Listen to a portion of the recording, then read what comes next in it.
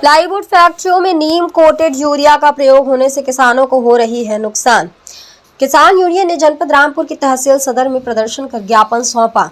शनिवार को पूर्व निर्धारित कार्यक्रम के अंतर्गत किसान यूनियन के पदाधिकारी और कार्यकर्ता तहसील सदर परिसर में एकत्रित हुए और प्लाईवुड फैक्ट्रियों में नीम कोटेड यूरिया का प्रयोग होने पर जोरदार प्रदर्शन करने के बाद तहसील दिवस की अध्यक्षता कर रहे उप जिलाधिकारी सदर को 5 सूत्रीय ज्ञापन सौंपा। इससे पूर्व किसानों को संबोधित करते हुए राष्ट्रीय महासचिव उस्मान अली पाशा ने कहा, जनपद में स्थित सभी प्लाईवुड फैक्ट्रियां कृषि विभाग की मिलीभगत से धड़ल्ले के साथ खेती में प्रयोग होने वाला नीम कोटेड यूरिया प्लाईवुड बनाने में प्रयोग कर रहे हैं।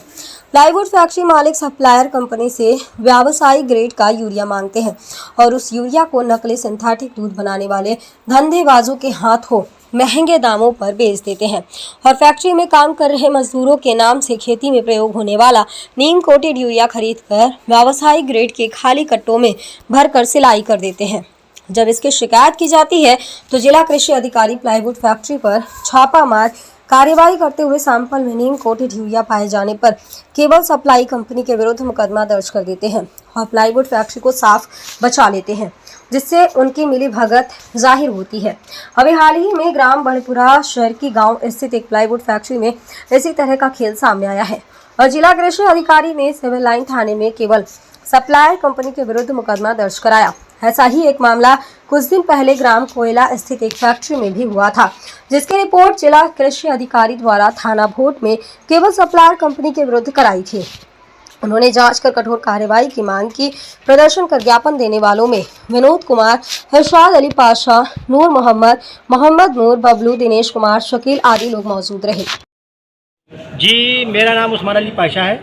आज हमारा प्रस्तावित कार्यक्रम था जिसमें हमने तहसील दिवस की अध्यक्षता कर रहे हैं हमारे अपर जिलाधिकारी प्रशासन श्री लालता प्रसाद शाक्य जी को 5 सूत्रीय ज्ञापन सौंपा है। ज्ञापन में प्लाईवुड फैक्ट्रियों में नीम कोटेड यूरिया का प्रयोग बंद कराने, बेसहारा गोवंश को पकड़कर गो आश्रय स्थल भेजने, ग्रामीण क्षेत्रों में पानी की टंकी निर्माण जो हो रहा है उसके जो रोड तोड़े गए उनकी मरम्मत कराने, हरे भरे आम के बागों का अवैध कटान बंद कराने, ग्रामीण क्षेत्रों में बेघर लोगों को प्रधानमंत्री और मुख्यमंत्री आवास दिलाने के संबंध में ज्ञापन सौंपा है।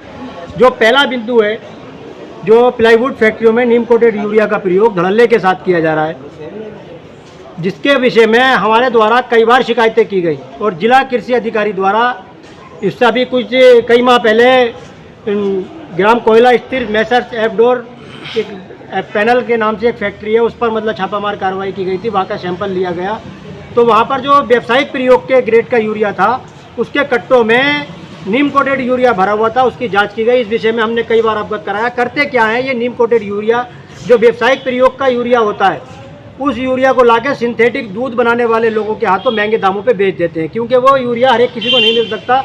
जिसके पास उसका फैक्ट्री का लाइसेंस होगा उसी को मिलेगा।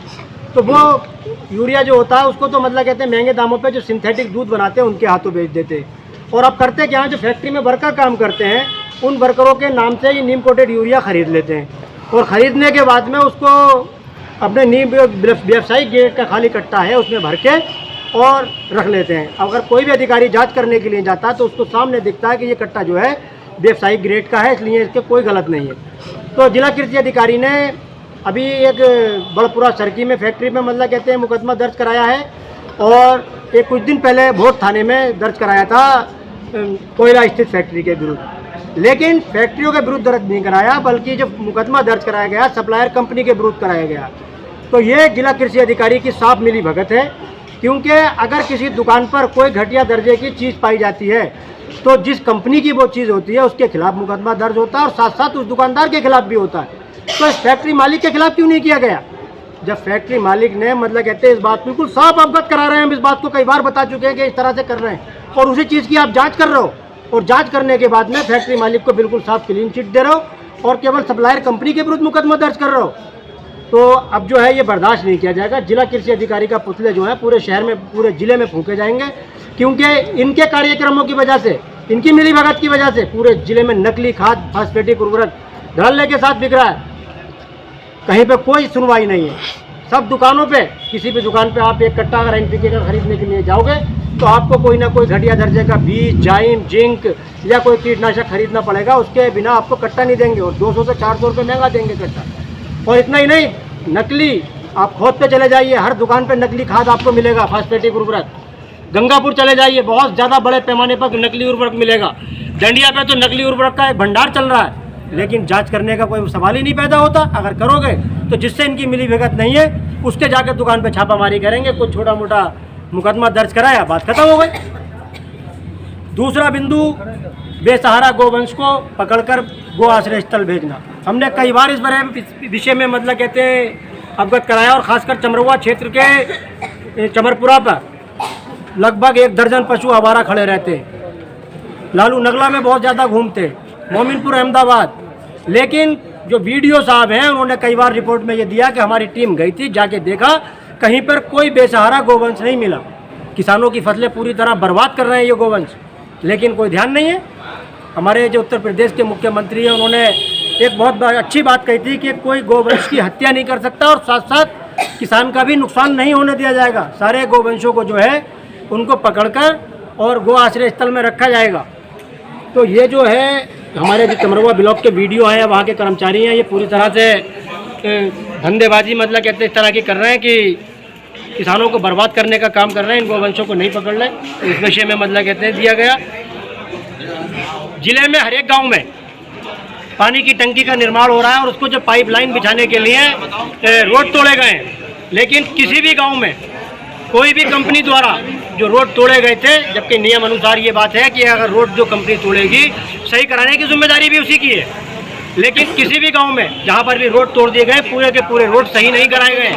बस अगर कहीं पे कहा किया भी गया तो जहां पर स्कूल या वगैरह कोई चीज़ ऐसी है उसके आसपास में थोड़ा काम इस तरह का करा दिया गया कि जिसको सही करा दिया गया। बाकी पूरे के पूरे गाँव कीचड़ों में तब्दील हो चुके हैं, लेकिन कोई ध्यान नहीं है।